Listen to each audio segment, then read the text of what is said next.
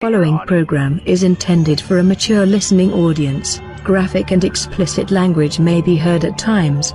The views expressed and the opinions given by the individual hosts and their guests do not necessarily express those of this station or sponsors. Listeners are advised that neither this station nor its owners and agents shall be held liable for the content of this program. Rebroadcast, redistributed or reused without express written permission by host or producer is not allowed.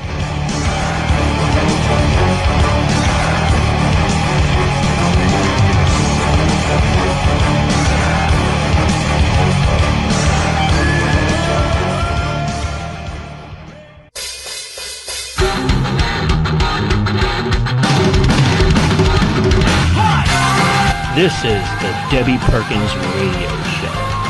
And here's your host, Debbie Perkins. Good evening, everybody, and welcome to the Hollywood Red Carpet Radio Show.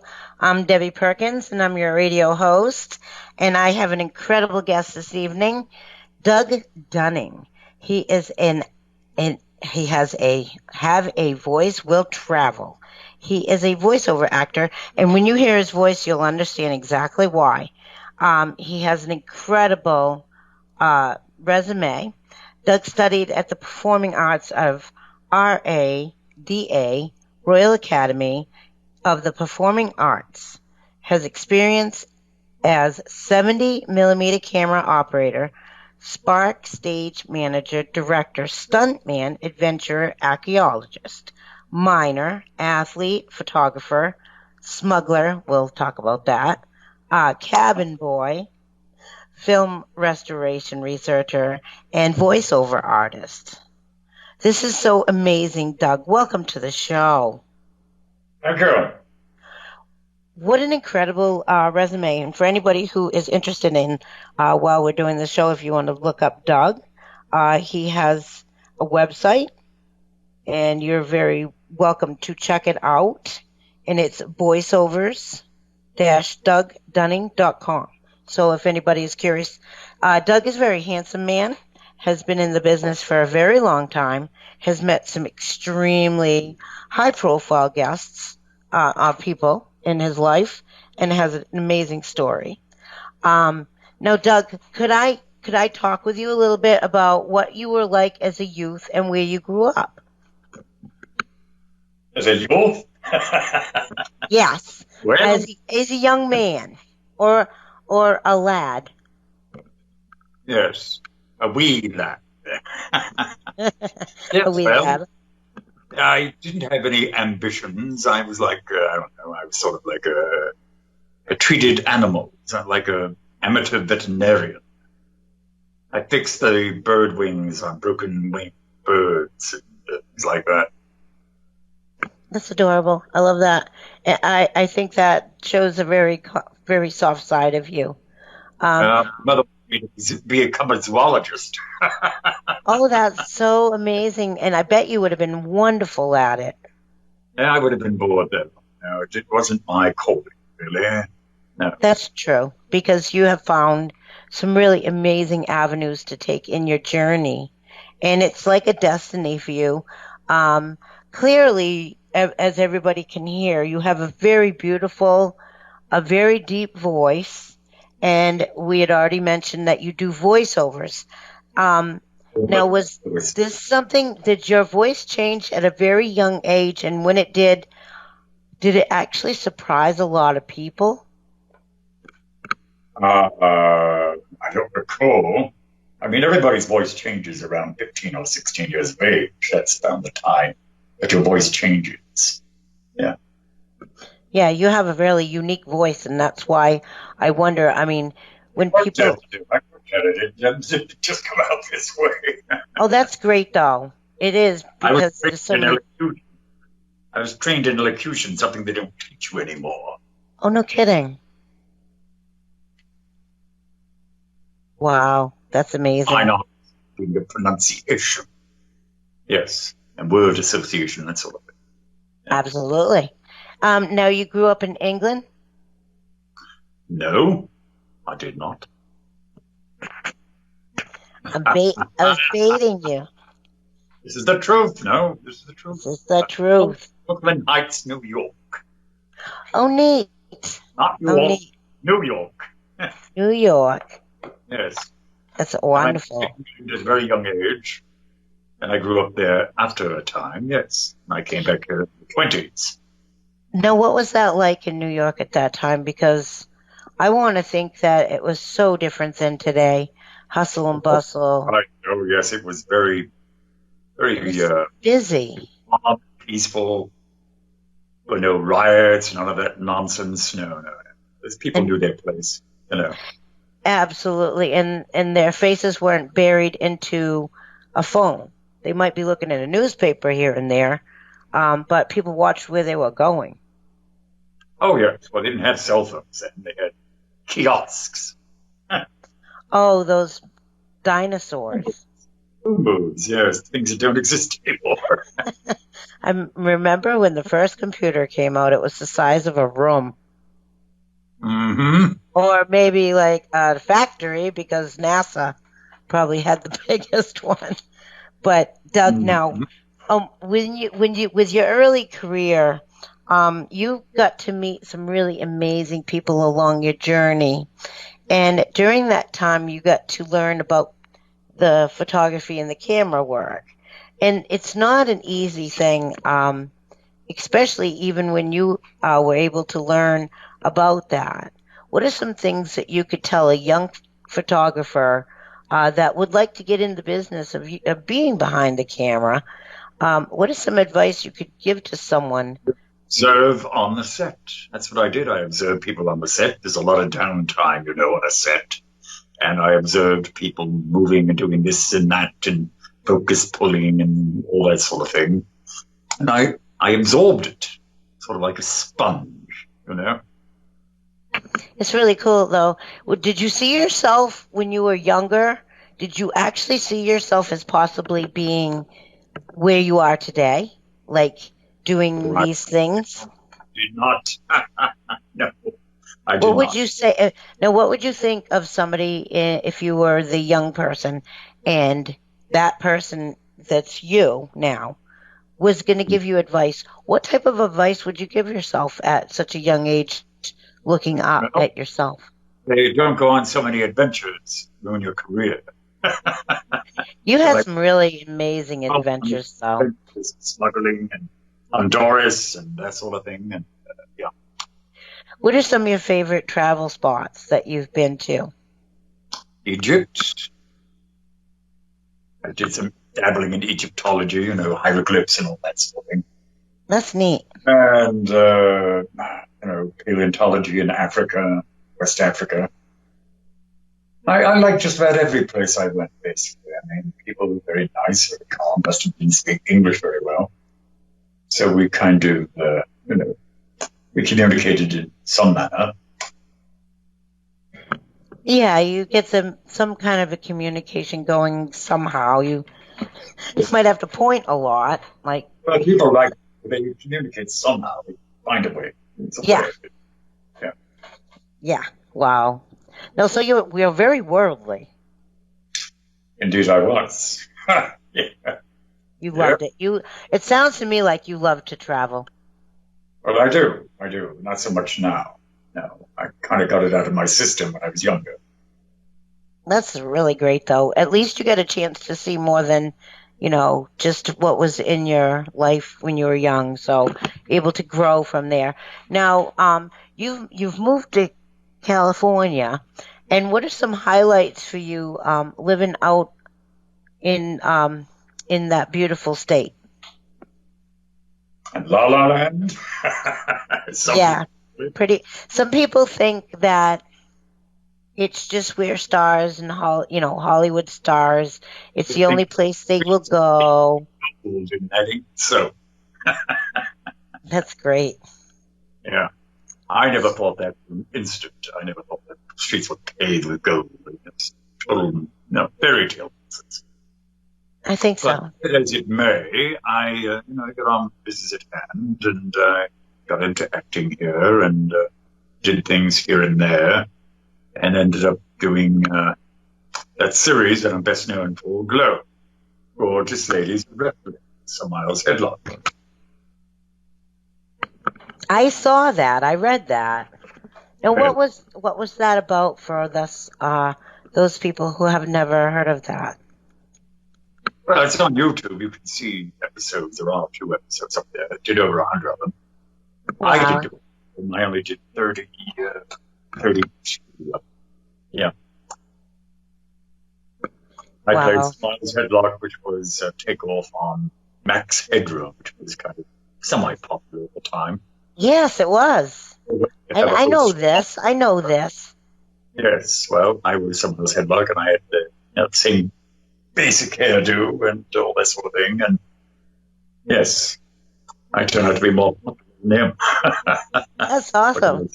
That sounds like fun, though. Sounds like you had fun with it. It was fun. It was fun. Yes.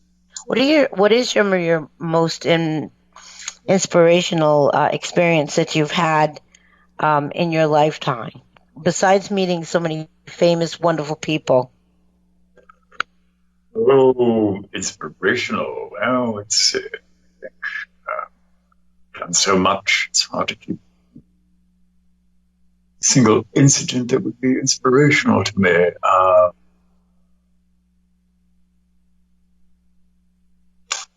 I honestly can't think of any. It's all right. We can come back to that if you decide that you find something. You never know. You never know. Now, with the voiceover, how did you...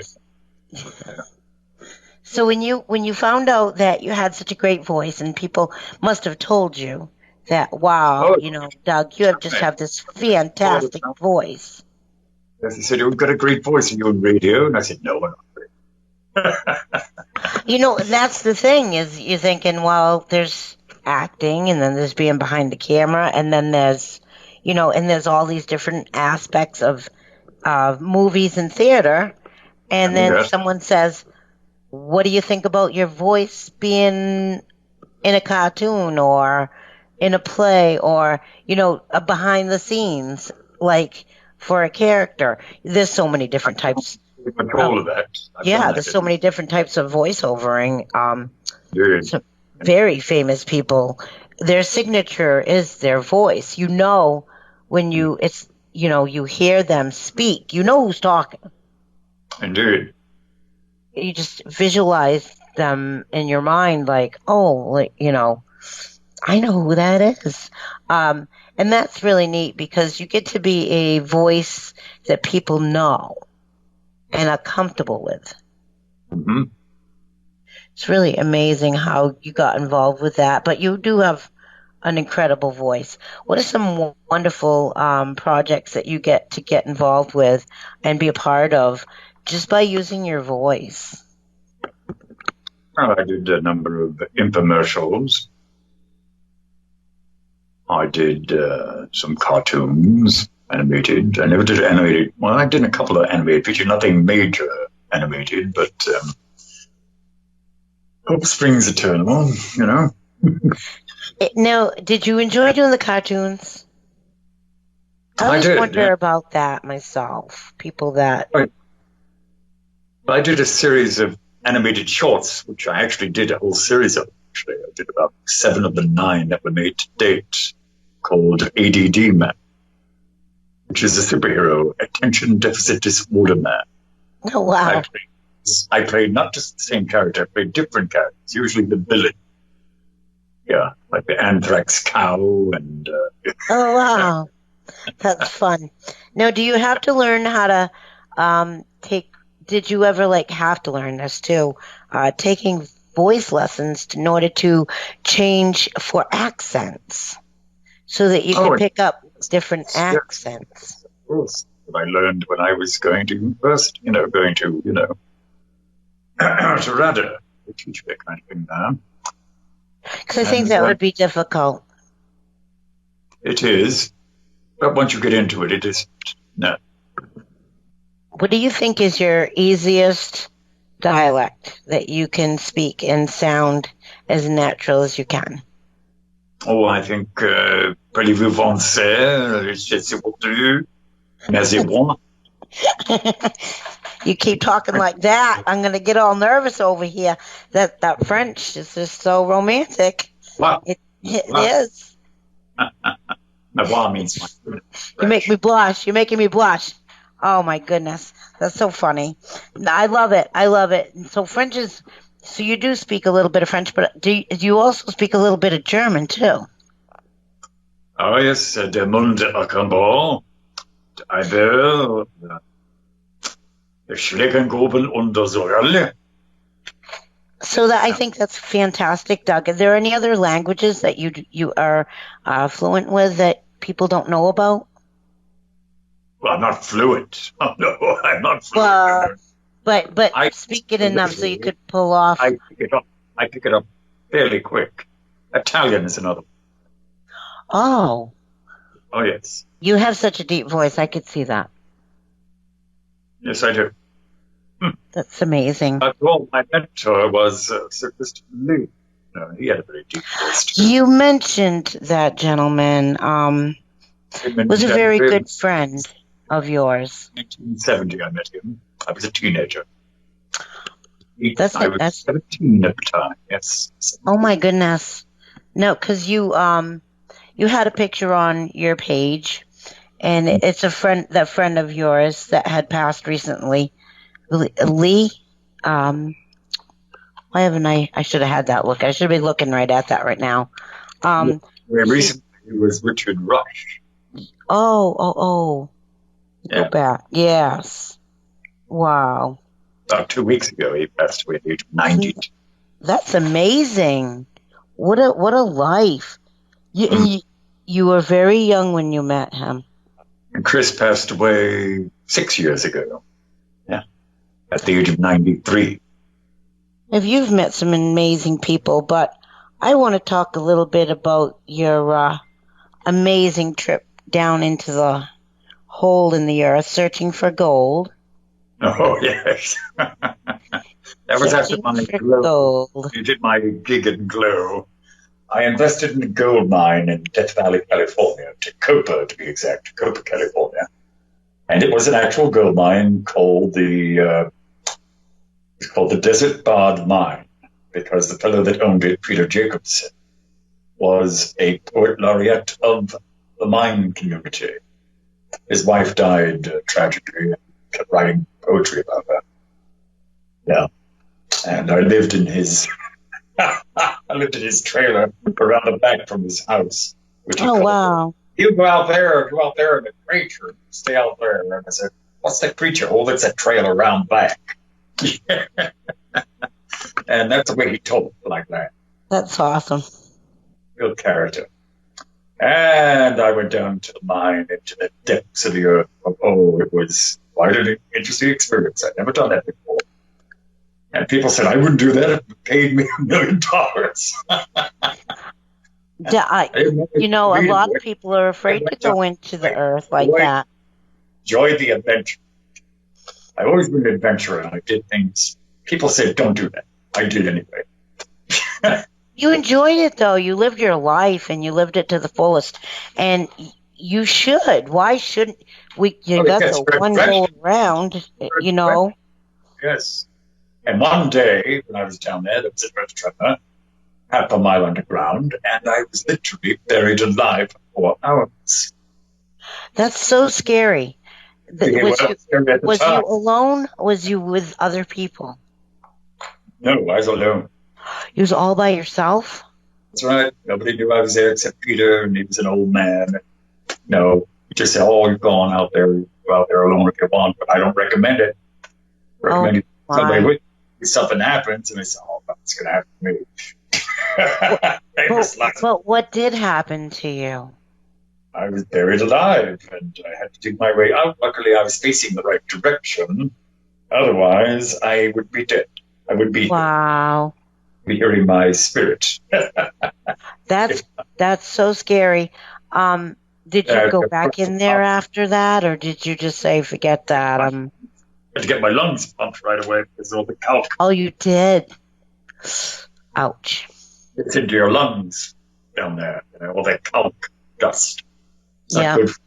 It causes cancer. What else? Yeah. Oh, my gosh. Go right to the hospital and get that pumped, and it's not a pleasant experience, I can tell you.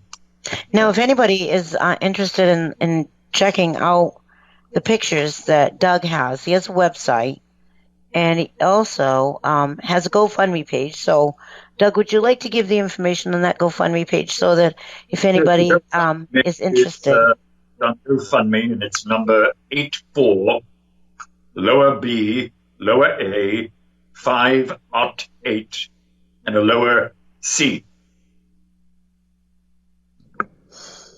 Anyway, anybody wants to check out, Doug does have a lot of pictures of fire recently where I got burned out, and I fought the fire and I risked my life to help others to escape. Oh my gosh, that's so crazy and scary. And I had emphysema now because of that. I am currently homeless. Yeah. Well, yeah, your house burned. So I mean, there's not a lot that you can do, but please, everybody, help Doug out, because to me, it just, I've been burnt out of a home, and I lost everything except for a mattress. And it took me a good 2 years to get back on my feet. Yes, and you'd never know after that I had a house burn, because I had more stuff than I had before. It was crazy. It's crazy. Age, dear. I am 68 now. And big difference, let me tell you. Makes it a little bit harder. 2 years in my throat because of it. Yeah. But I always think, like, it's maybe now you're mobile, you can go anywhere in the world. I can't afford to go anywhere in the world. What are you talking about? I have no money. Well, you will. And that's what you do. You will. But if anybody wants to look at some of his amazing adventure pictures, he has them on his website. But he also has over 131 photographs. You really do have a lot of photographs, and you have some really incredible stories. And I'm very happy that you got to share that story with us, because now a lot of people don't realize how dangerous going into a random cave would be, and you just let everybody know, hey, it doesn't matter who you are, it can cave in. Yes, especially when there's a tremor. Yeah. Was there a tremor that day too? Yes, no, we come without warning. There's no warning about a tremor and earth tremor. Right. There's quite a lot, I'm told. Yeah. Wow. Well, I'm just so grateful that you made it out and you're alive. And you're safe. Oh yes, I'm safe. Well, not exactly safe. Well, you're alive, and you're doing well. Yes. And better. Yeah. And when anybody is looking at your pages, your social media, they're gonna see some amazing people with you, arm in arm, like friends. And I think when we come back from our break, we'll talk some about some of your lovely friends and about some things that you'd like to do in the future. Mm-hmm. So, with that, we'll go to break. Right. Bingo. All right, Mark, I think we're going to break, everybody. Hi, I'm Pat Benatar. I'm a musician and a mom, so you probably won't be surprised to hear that I think it's important for kids to get a chance to learn music in school. Why music? Well, music education provides students with the skills and knowledge they need to succeed in school and in life. Learning to sing or play an instrument helps a child develop creativity, critical thinking, math, literacy, and teamwork skills. Schools that have strong music programs report higher graduation rates than those that don't. Learning music is even associated with higher education and income levels later in life. For today's students to succeed tomorrow, they need a comprehensive education that includes music taught by exemplary music educators. Make sure your kids have the opportunity to experience the benefits of learning music. Support your local school music programs. A PSA brought to you by the National Association for Music Education. March is music in our schools.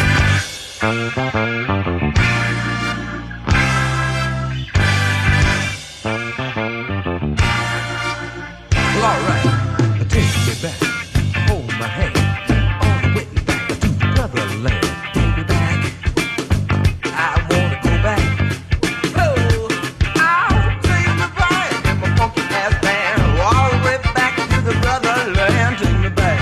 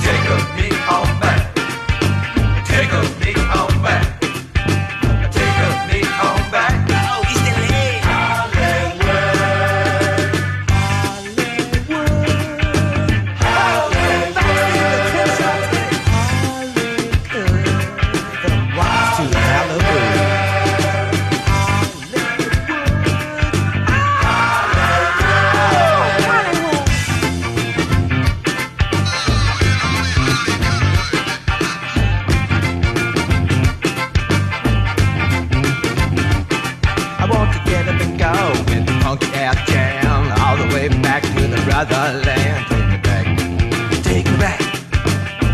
I wanna go back. Lord, Lord, Lord, Lord, Lord, Lord, Lord, Lord, Lord, Lord, Lord, Lord, Lord, Lord.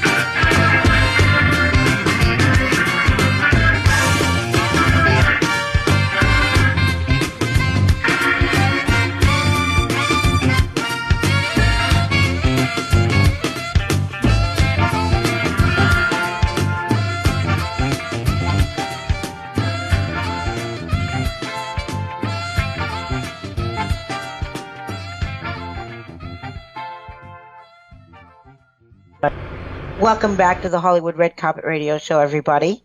My name's Debbie Perkins, and I'm your host, and I'm here with Douglas Dunning, and he is an incredible voiceover actor, just phenomenal human being, has so many amazing stories.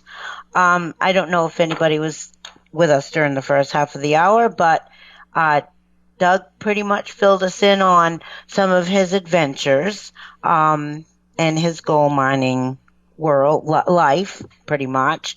Now, Doug, you've met some really incredible people in your life. Who are some of your favorite people that you've met? Well, I would say Boris Karloff. I met him as a teenager. I knew him for about the last 2 years of his life. He died in February of '69. Yeah. Wow. 15 when I met him. He was a dear soul, a very dear soul man. Not at all like the characters he played, no. You know, you always wonder about that. How close to the character do they put their own personality in? He was able to do that because he was a very kindly, very grandfatherly type man. Real gentleman. Loved his cricket. Oh, God, you can keep him away from cricket. You know, I think that's funny because it was a game that people played at like gatherings and parties So maybe it'll make a comeback now that everybody's able to get back together this summer. Hey, Deb, I think you're thinking of croquet, not cricket. Hey, Oh. not yeah. I might be. Is Cricket is cricket like- okay? Cricket's with a horse. No, cricket, no. No, that's polo. Hold up. Okay. No, cricket is like the progenitor of football. Oh. You're kicking. Okay. Yeah. All right. I better watch it on YouTube so I know what I'm talking about. I know it's like a progenitor. No, it's a progenitor of baseball. Excuse me, because you got a bat. You got a cricket bat. Oh, all It's a right. flat- Yeah, Is it like a board? It's like a flat board. It's a flat board, yes, but Oh. it's a bat. It's called cricket bat. Did you ever play that game? I did. Did? What's it like when you hit the ball? Because I think those flat boards would just fun to get a goal. That's what you do. That's the like shock, the baseball. shock That was the wave. progenitor. That was the progenitor of baseball. Rugby was the progenitor of football. Rugby. Yeah, Okay. All right. But be that as it may. Yes, Yes. let's get on to my story. Exactly.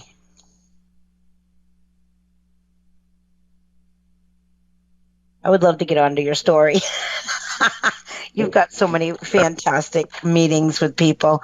When you met some of those directors, because you know some of the old Hollywood, I would consider you knowing a lot of the old Hollywood. Meeting, Sure, I know a good number of the ones still alive. Yes. you do. Like Roger Corman and Bird Eye Gordon, who was 98. 98. B.I.G. Roger Corman's 95. Wow. And these guys are doing great. 95. Wow. That's crazy. Yep. That's The crazy. B movies, 5, and Bird Eye Gordon's the king of the big movies. They called him Mr. B.I.G., which is his initials, because he made all these big outsized movies of superimposed monsters, humans and monsters.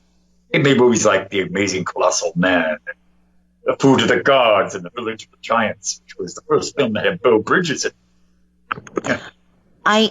I wanted to. I think I remember that. It's an Yeah. old movie.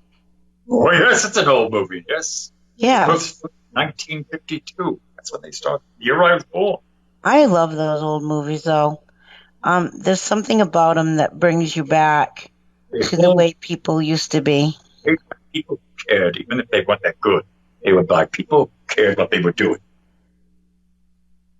I'm looking at a picture of you with Alan Alda. Now everybody knows Alan Oh, From- God. from the MASH series. Yeah. Wow. He's now. You get some amazing people. Amazing people. Who inspired you as far as famous people that you've met? My And inspiration when I was growing up was Mr. Blake. oh, really? I decided that's what I want to do. I want to be an actor. Yeah.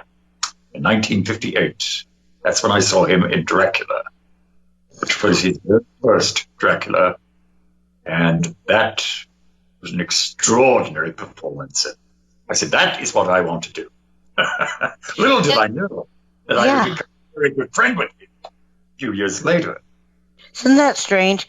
It's like you manifested the ability to meet so many incredibly famous, and they're not just famous people. These are people that have. He mentored me. He mentored me. Did he really? What a 45 nice guy. 45 years. What a nice guy. You get to meet some really incredible people, but the ones that helped you along the way, just kind of giving you some knowledge about the ropes, and who gave you the best advice? Well, I'd say Christopher gave me the best advice, without doubt. Yeah. He said, always, take whatever they offer you, get for the one that pays the most. I'd say that was pretty solid advice. Follow your dreams. Absolutely. And they paid him the most for a smaller role, so he took it. Yeah. Now, what are some things that you've done in the last few years that you enjoyed doing as far as working in the entertainment industry? I haven't done much because I've been recovering from this terrible accident. That's understandable, and I think that's great. And you look fantastic. Considering I was died 5 years ago, I think I look pretty damn good. I think you look pretty fantastic. And I have therapy yeah. twice a week on my spine. You know? Yeah. I'm glad that you're getting better, and I'm glad that it's working Oh, for yes. you. Fully recovered. I mean, I look fully recovered, but I'm not. You know, my spine's the only thing that's not fully recovered. Yeah. Yeah. Too bad we weren't made better as far as our bodies go. I don't think that would matter. You get hit by a vehicle, it's much more powerful than you going 60 miles an hour out down a road. You're crossing. There's not much you can do about that. It's metal in your skin and bone, and skin and bones lose every time. That is so scary. But it goes to show, like, what. I actually thought I was going to die. I really did. I had never come closer to death than that. I mean, the mine came in, I was frightened, but not like that. I wasn't hurt. I was disturbed and frightened, you know, but this really hurt, and I really was terribly scared. My brain was literally hanging out of my skull. Oh, my gosh. It was a subdermal hematoma. That's hard to believe talking to you right now. 7 staples closed my skull. 7. Yeah. Wow. Quite a chore, I can tell you. So you got you got a second. You got second. Put staples into your skull to put together. Yeah, and they have to push it. Oh, it's smooth. Yeah. Thinking about it. Yeah. Cringes. Yeah. Well, because you lived it. You lived it. I did. I lived it. But boy, when I think about it, cringes me up. It was a long journey for you. It's time for you to get back and do some real work.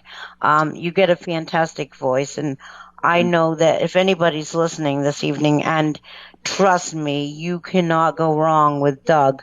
Doug Dunning has the most amazing voice.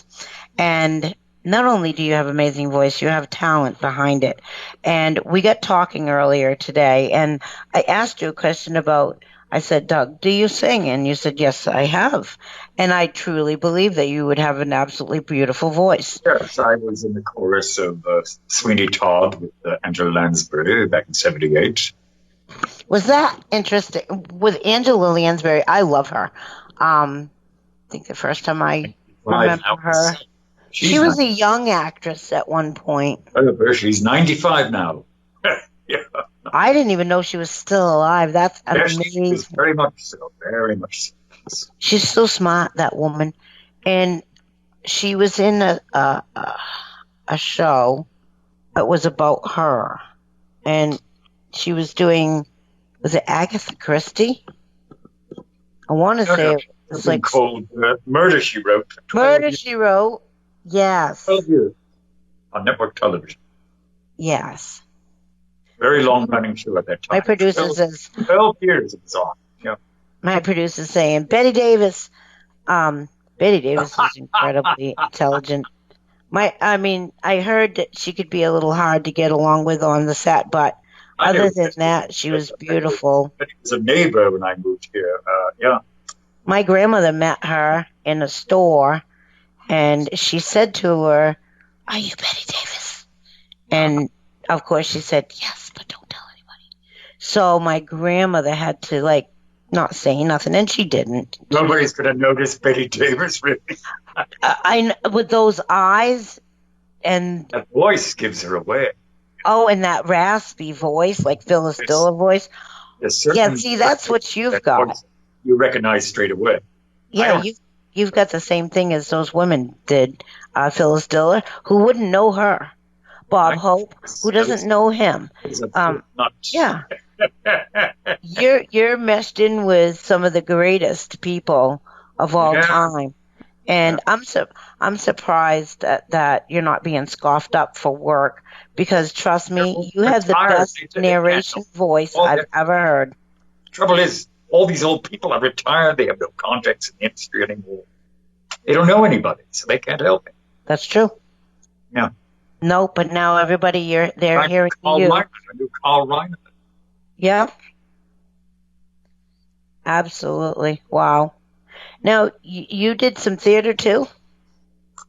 I did, but I really didn't like Theater was not my thing. I like the verisimilitude of filmmaking. Right on the spot, that kind of thing, and being in front of a camera, and eventually learning how to use the camera, focus, that sort of thing. Yeah, I because angle is everything, isn't it, Doug? Theater, unless you're a theater. Well, the angle of the camera is everything, because it can either make the artist or the actor look phenomenal, or just that, bright shadow of ugly, and it's like, oh no. Amazing things in the cutting room. Believe me, had a good actor looks brilliant. That's the magic. That's the magic behind the scenes, Doug. People don't know about the magic behind the scenes, but trust me, there's a lot that goes on the floor. Mm-hmm. They're not saying that either. They film cutting room floor. Yeah, cutting room floor. Yeah, cutting room floor. They could put some stories together of that. But I think that you definitely could do something so phenomenal with your voice, and I really think that you have that voice that is just needed still, because there's not a lot of people left. Like my producer just put up a picture of the horror greats, Vincent Price, and who else was that? Peter Cushing, Christopher Lee. Yeah. Boris Karloff. Yeah. And and they were known more so not for their looks. Although you were a handsome man, they were known for their voices over their features. Oh yes, they had very distinctive voices, definitely. And you have one too. So I'm hoping with you being on the show tonight, people listen and really do listen to you. I do need representation. I haven't had representation since William Morris, and that was some years ago. Yeah. Yeah, and what would you like to have in a representee? What would I like to what? What type of representee did you want? I need a representative as an actor and a voiceover actor. So they can book you some really great work. There's a lot of people that commercial work. I could do commercials, like nobody be able to. Now, Doug, would you like to travel? I do travel. I don't travel as much. For the work? I would travel, of course, yes. So, say somebody gets in touch with you and says, hey, we're filming in England. Would you like to join us? But of course, yeah. Yeah, I agree with my producer is putting in the chat. He said you would do great narrations for some front lines of movies. I agree with him. Right down to you get that signature thing like Burl Ives has, because you know how you know who they are. But you remember Burl Ives? That's amazing. Of course. Oh my gosh, I'm every holiday at that. But he's also was in quite a lot of movies people didn't realize. Talking about the Lincoln Bass animated specials. Animated specials are great, and I think that you'd be phenomenal. Things are absolutely brilliant. They've done brilliant. And they were made in Japan, Yeah. The technical work is in Japan. It was directed by American directors here. Yeah. Isn't that interesting? Rankin and Bass, the partners, yeah. Now, I could see you doing period pieces. I can do any kind of piece. You're very brilliant. I could see you being a doctor, a psychiatrist. Funny you should say that. I'm playing a doctor in this zombie film I'm doing in a few months. That's great. Well, Z Dead End. I can't talk much about it because Actually, I interviewed the director for that. Did you really? I did. I didn't know that. I did. Well, if he told you about it, then he told you. I didn't. Told us a little bit, but not everything. And it's a secrecy. You have to keep to the secrets, though. The director, they don't have. That's up to them. He's the one that picks up the secrets. Yeah, exactly. He's the one who writes the secrets. Whatever he likes. No, that's really great. He gets secret then. Oh yes. It's Peter Anthony. No, it's not Peter Anthony. It's Sean G.K., right? Who? The director. Oh, his name is Robert. Robert Resto. Robert Resto.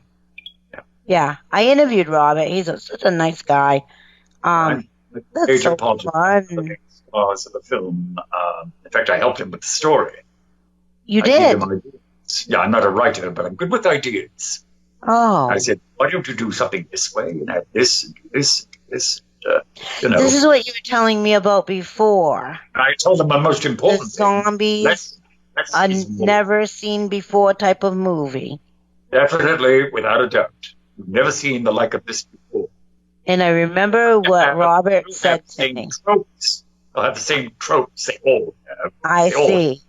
The same tropes, zombies, munching on people. That's called a trope. That's in all of them. Yeah. Oh, really? Mm-hmm. I didn't know that.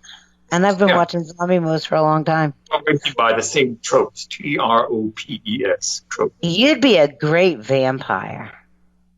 Oh, yes. You would be, really. I hope that someone, whoever's listening, you got to hire Doug. Give him the most amazing jobs, because I think that it would be a waste for you not to share this incredible voice with the world, doing all these different things. Villain. I mean, one of these comic book movies, I would be a perfect villain. You would be a fantastic villain. I'm 6'6". They don't have to make me look taller. I am very tall. You are very tall. Yeah. You are very tall, and you got even more than my own height. My voice towers above me. Yeah. You know what you remind me of is Batman, the Bruce Wayne. Adam you West. look like Adam West. I knew Adam. I knew it well.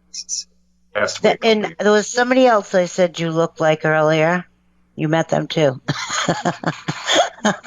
You've met all the Hollywood greats. Some people say he's met everybody. I say no, almost everybody. Some people don't make it; they die. But you get to meet some of the greats and their stories. You should probably at some point try to make a storyline of all the people you've met. You said you even have pictures that you don't have anymore because of time.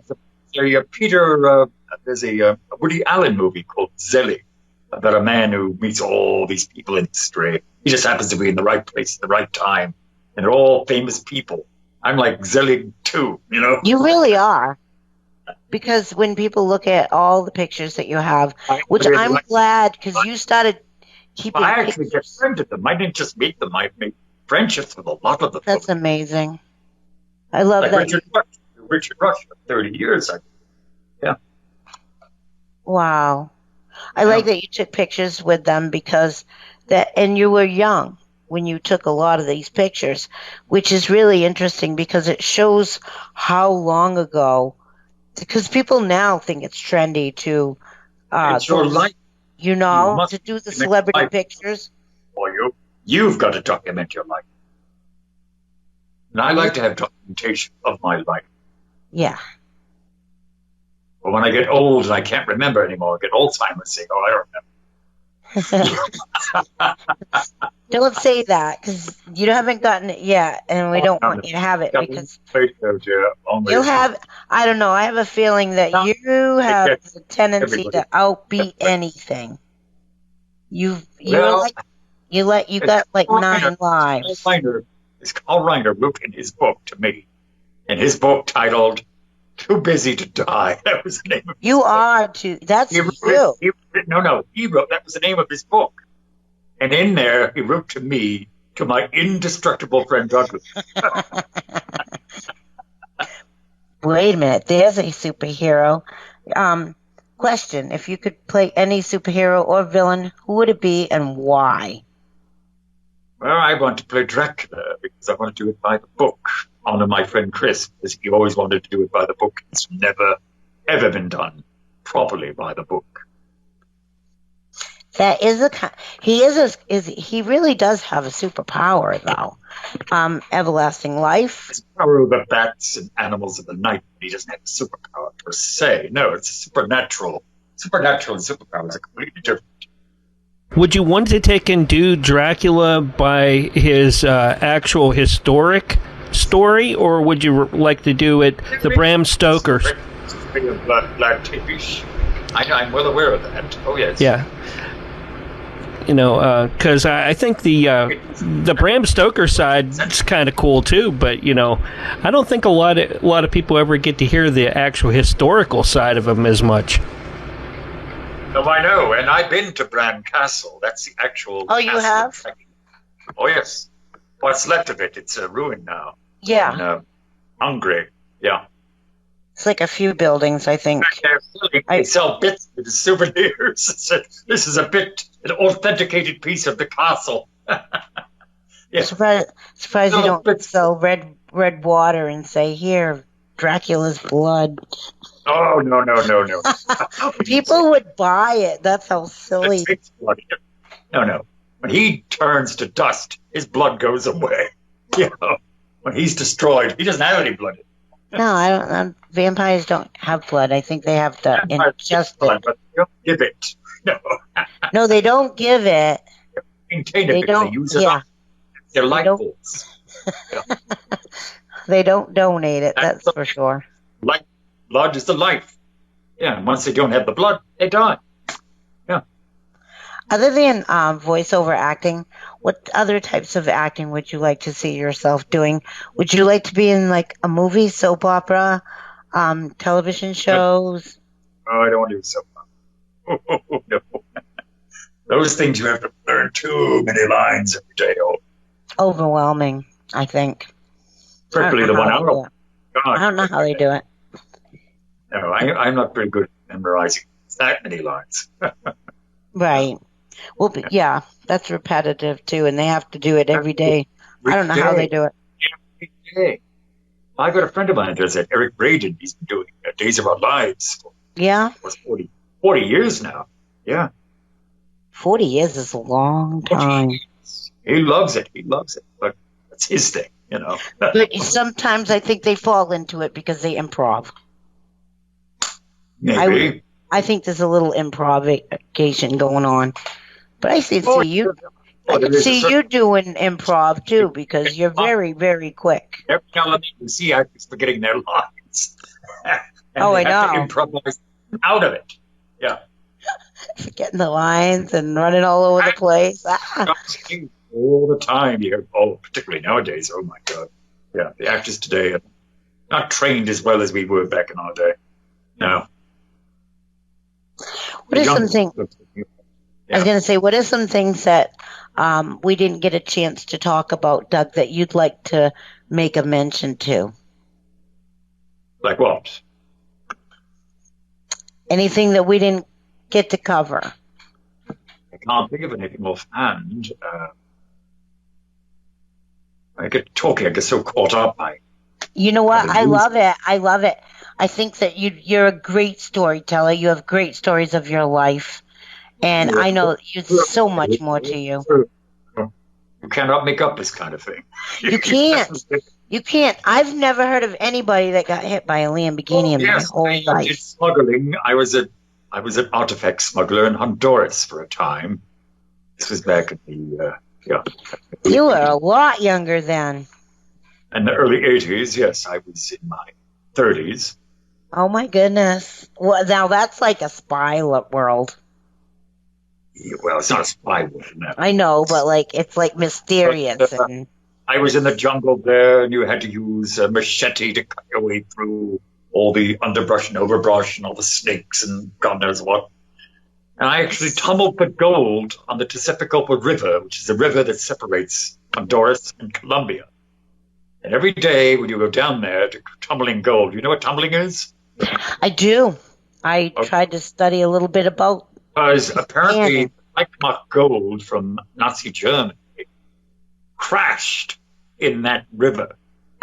I think I heard this story in a documentary. That's why people are tumbling for gold this very day, still trying to find gold. And you find little bits and pieces, but not nuggets or anything like that. No. Tumbling is a very exhausting and nerve-wracking experience, let me tell you. Because there are days you don't find anything. Yeah. Just sand and water. Wow.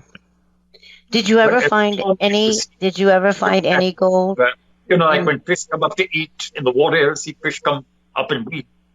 Yes. They come up to eat the bugs on top of the water. You see these on top of the water? Oh, yes. It was bullets from the Sandinista guerrillas hitting the water. Ugh. Oh, my Yeah. goodness. Oh, wow. Okay, so, It's the Doug, other side of the river, but I could see it from my side. You see, it didn't go anywhere near me. Oh, no. But you could make it out because you could see these things were coming overhead, not from under. Yeah. thank you, Doug, And so then much. one day I was at a sea cave there. I found a skeleton, a humanoid skeleton of what the natives called an ulak. An ulak is like their version of the Yeti or Sasquatch, Bigfoot. Oh, neat. We'll have to talk about that the next time we talk. We are running out of time, Doug. Where can everybody get a hold of you? They can get a hold of me through, my email has been compromised, so can they possibly contact you, possibly to get to me? Absolutely. And not Okay, only that, but please check out his website. Is 818, well, that's the email that is compromised right now. Oh, okay. But they can still look at the website. And also, Doug has an IMBD page, everybody. So please go on over to IMBD. And you can also see some of his work on Facebook. And with that, we have to say goodnight. And I want to thank Doug. And we have my campaign, remember? Oh, yes. And he has the Indiegogo. And it's at number 84, lower B, lower A, 508, and the lower C. Thank you. Good night, everybody. We'll see you next week. Thank you. God bless.